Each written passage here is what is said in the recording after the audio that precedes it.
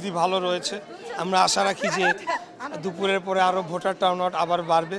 আমাদের এখন যেহেতু একটা লাঞ্চ আওয়ার, তো সার্বিকভাবে এখন পর্যন্ত তো ভালো আছে। আশা করি যে এইটার ধারাবাহিকতা বজায় থাকবে, একটা শান্তিপূর্ণভাবেই ভোট গ্রহণটা সম্পন্ন হবে এবং ভোট গণনাটাও শান্তিপূর্ণভাবেই হবে। আলহামদুলিল্লাহ, বাইরে ভিতরে সব জায়গায় সুন্দর পরিবেশ আছে। আমি যত জায়গায় গিয়েছি, ধানের শীটের বুথগুলোতেও আমি গিয়েছি, বাইরে যারা চেয়ার টেবিল নিয়ে আছে, কারণ সবাই আমরা ভাই, এটা বুঝতে হবে। আমরা মানে ফ্যাসিস্ট বিরোধী মানে আন্দোলনে একসাথেই ছিলাম। এখানে শান্তিপূর্ণ পরিবেশ বিরাজ করছে সকাল থেকে। আমি যতগুলো কেন্দ্রে গিয়েছি, তো সকালে ভোটার উপস্থিতি কম ছিল, বাট বেলা বাড়ার সাথে সাথে এটা বাড়তেছে।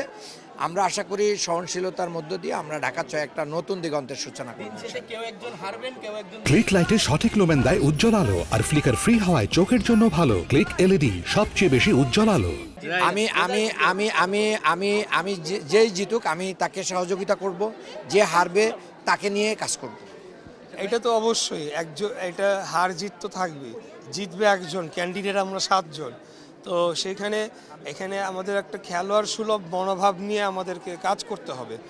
যে আমি হেরে গেলাম, আমার সব শেষ হয়ে গেল, সেই কারণে আমি ভোটকে প্রভাবিত করার চেষ্টা করব। অতীতে এই জিনিসটার বিরুদ্ধেই তো আমরা লড়াই সংগ্রাম করেছি। আর আমাদের মধ্যে অত্যন্ত সৌহার্দ্যপূর্ণ সম্পর্ক রয়েছে। আমাদের মান্নান সাহেব আছেন, আমরা দুজনই মেজর ক্যান্ডিডেট।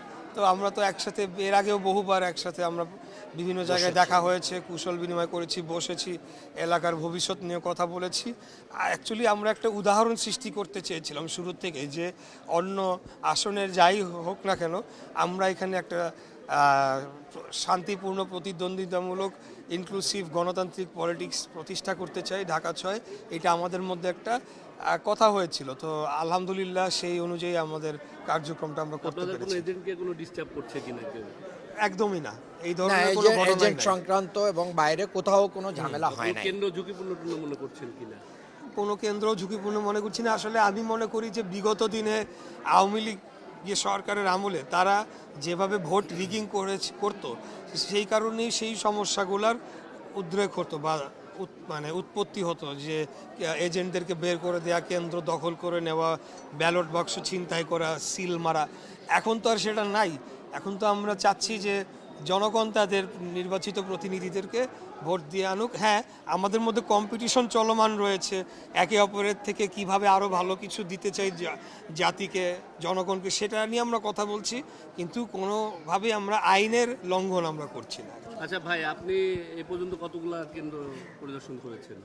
হবে 10-15টার মতো হবে। আমি পায়ে হেঁটে বের হয়েছি। আমি আমার ভোটটা দিয়ে আমি পায়ে হেঁটেই গোপীবাগ থেকে ওয়ারি হয়ে এখন সূত্রাপুরে এই কেন্দ্রগুলো দেখলাম। আমি পায়ে হেঁটেই সারাদিন আজকে। ভোটার উপস্থিতি কেমন দেখছেন? ভোটার উপস্থিতি এই মুহূর্তে একটু কম, দুপুরবেলা তো। আর আমাদের যারা পুরান ঢাকার মানুষ একটু দেরি করেও ওঠে ঘুম থেকে, আমার মনে হয় যে 2টার পর থেকে একটা ভোটার টার্ন আউট আরও বেশি হবে। সকালে ভালো একটা টার্ন আউট ছিল, 9টা, 10টা, 11টা। কারচুপির কোনো অভিযোগ পেয়েছেন কিনা এখন? একদমই না, একটাও পাই নাই।